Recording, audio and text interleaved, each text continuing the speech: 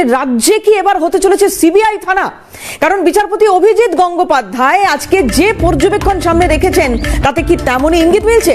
জলপাইগুড়ি কিছুদিন আগে যে মহিলা সমবায় দুর্নীতি মামলায় আপনাদের স্মরণে থাকবে যে এই মামলাটি মহামান্য কলকাতা হাইকোর্টে আসে, বিচারাধীন হয় বিচারপতি গঙ্গোপাধ্যায়ের এজলাসে, এবং সেই নিয়ে যখন মামলা চলছে তার মধ্যে বিচারপতি গঙ্গোপাধ্যায়ের এই বক্তব্য স্বাভাবিকভাবেই যথেষ্ট তাৎপর্যপূর্ণ। কারণ দুর্নীতি নিয়ে প্রশ্ন উঠছে এবং এই দুর্নীতির পরে যখন এই অভিযোগগুলো সামনে আসছে, তারপর মাননীয় বিচারপতি যখন এই সংক্রান্ত কোনো তথ্য কোনো নির্দেশ পুলিশকে দিচ্ছে, সেই দায়িত্ব পালনে ব্যর্থ হচ্ছে পুলিশ, সাহায্য পাওয়া যাচ্ছে না পুলিশের কাছ থেকে। তাই প্রয়োজন 3 থেকে 4টি সিবিআই থানা, এমনটাই মনে করছেন বিচারপতি অভিজিৎ গঙ্গোপাধ্যায়।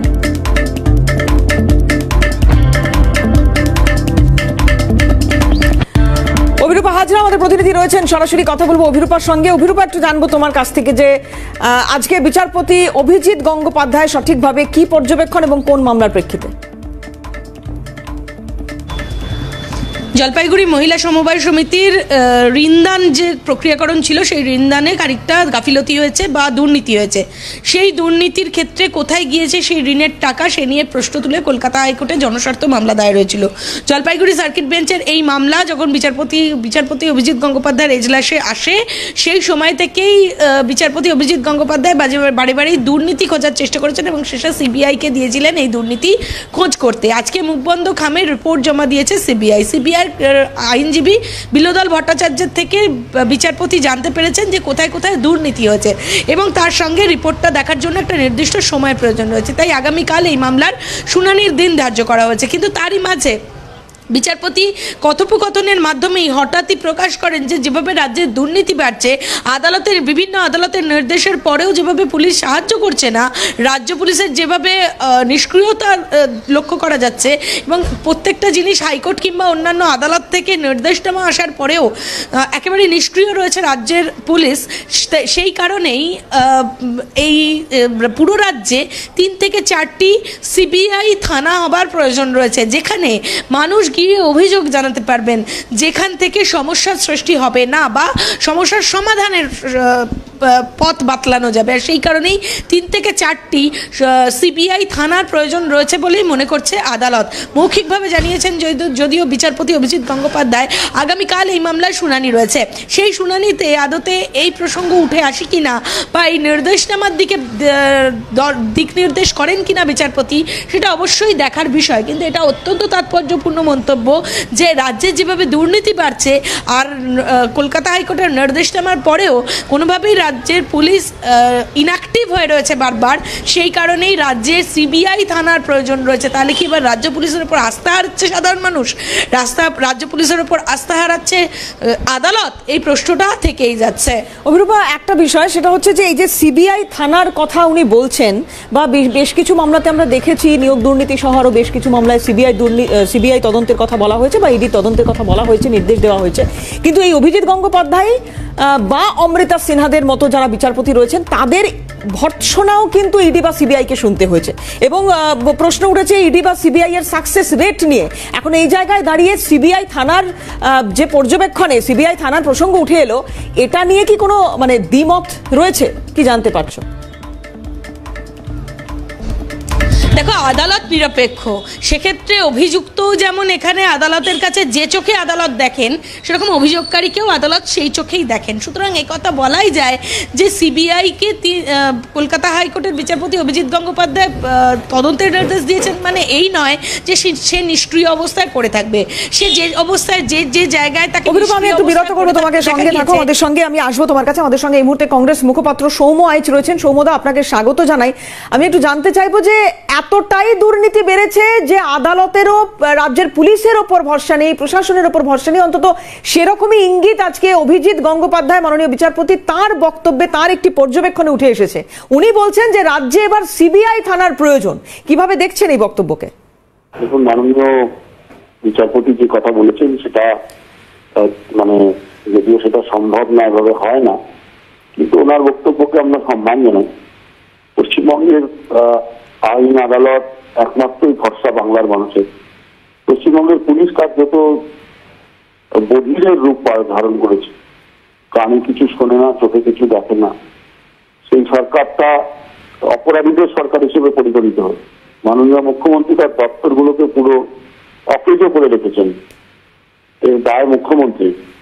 শুধু শুধু একাংশের পুলিশকে দোষ দিয়ে তো লাভ নেই, কারণ পুলিশকে কাজ করতে দেওয়া হয় না। পশ্চিমবাংলায় পুলিশকে কাজ করতে দেওয়া হয় না, তাহলে এই অপরাধ হতো না।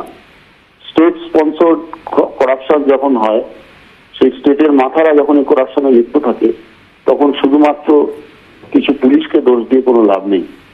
আমার মনে হয় এর জন্য দায় সম্পূর্ণরূপে পশ্চিমবঙ্গ সরকারের এবং তৃণমূলের দলের এবং তৃণমূলের নেতা নেত্রী। পুলিশের কোনো এর মধ্যে কোনো হাত নেই। আর সিবিআই এর পুলিশ এখানে হবে কি হবে না, যুক্তরাষ্ট্রীয় কাঠামোতে এরকম কোনো প্রাবধান নেই, এটা হওয়া সম্ভব নয়।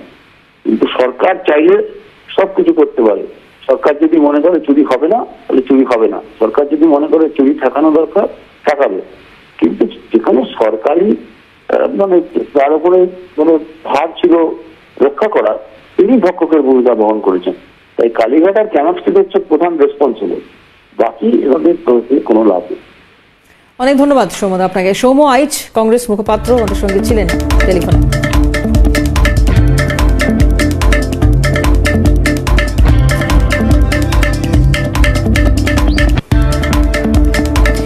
আমাদের সঙ্গে এই মুহূর্তে টেলিফোনে রয়েছেন বিশিষ্ট সাংসদ, সিপিএম নেতা এবং আইনজীবী বিকাশ রঞ্জন ভট্টাচার্য। বিকাশবাবু, আপনাকে স্বাগত জানাই। অভিজিৎ গঙ্গোপাধ্যায়ের একটি মামলার পর্যবেক্ষণে উনি বলছেন যে এতটাই দুর্নীতি বেড়েছে, রাজ্যের পুলিশের উপর আর ভরসা নেই, মনে হচ্ছে এবার সিবিআই থানার প্রয়োজন পড়বে এই রাজ্যে।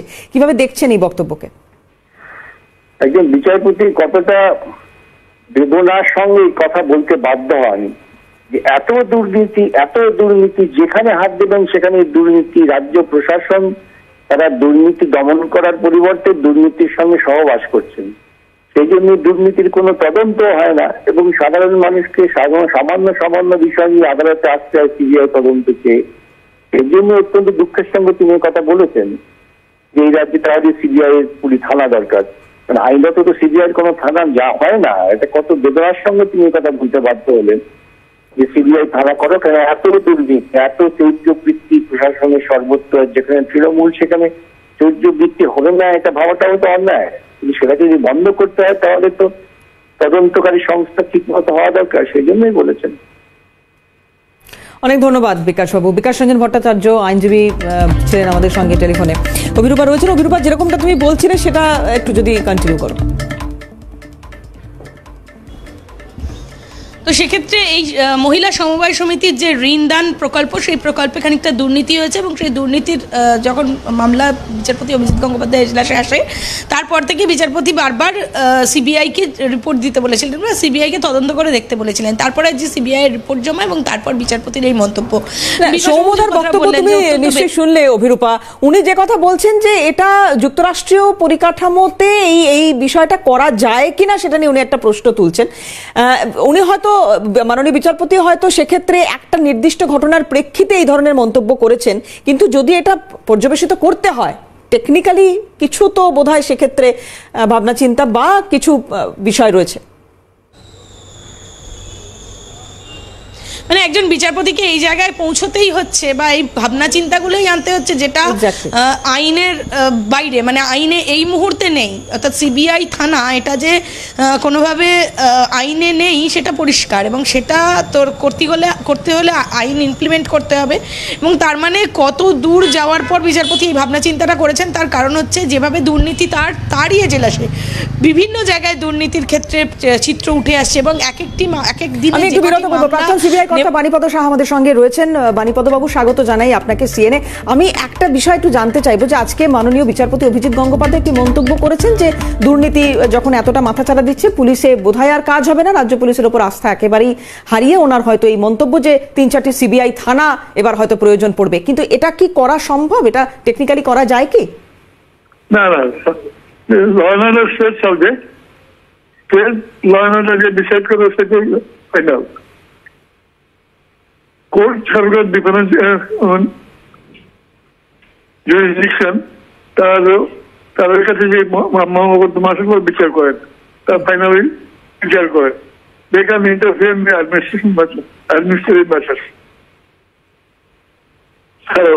হ্যাঁ, তার মানে এটা আপনি বলছেন যে যুক্তরাষ্ট্রীয় কাঠামোতে এটাতে কিছু বাধ্যবাধকতা আছে, এভাবে হয় না বিষয়টা? না, অ্যাকচুয়ালি হচ্ছে কি জানেন, আমরা যা দেখছি লাস্ট ফিউ মান্থস ফার্স্ট হ্যাঁ, non-functioning of the government. Government is not functioning according to me. Police has been totally spoiled. They have become partisan. Police become the partisan. You cannot get any independent service from police.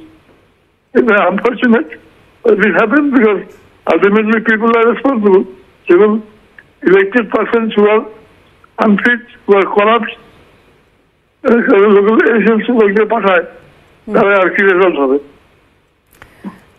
বেশ, অনেক ধন্যবাদ আপনাকে, অনেক ধন্যবাদ। বাণীপদ সাহা, প্রাক্তন CBI কর্তা আমাদের সঙ্গে ছিলেন। অভিরূপা যেটা বলার চেষ্টা করছেন, যে অভিরূপা একদমই তাই, বিকাশ রঞ্জন ভট্টাচার্য তার সঙ্গে আমরা যখন কথা বলছি ইনিও কথা বলছেন যে একজন বিচারপতি কোন মানসিকতা থেকে বা কোন জায়গায় এই ধরনের মন্তব্য করতে পারেন। কারণ একটা গোটা রাজ্য দুর্নীতিতে মোড়া, অভিযোগ উঠছে যে কোনো জায়গা, কোনো দপ্তর, সরকারি দপ্তর তো বটেই, এবং পাশাপাশি কোনো ক্ষেত্র দুর্নীতি মুক্ত নয়। সেই জায়গা থেকে প্রায় প্রতিটি ইস্যুতে হয় ইডি বা সিবিআই তদন্তের নির্দেশ দেওয়া হচ্ছে। এই জায়গা থেকে এটা যদি পর্যবেক্ষণে উঠেও আসে, এটা বাংলার জন্য কতটা লজ্জার, কিভাবে দেখা হচ্ছে?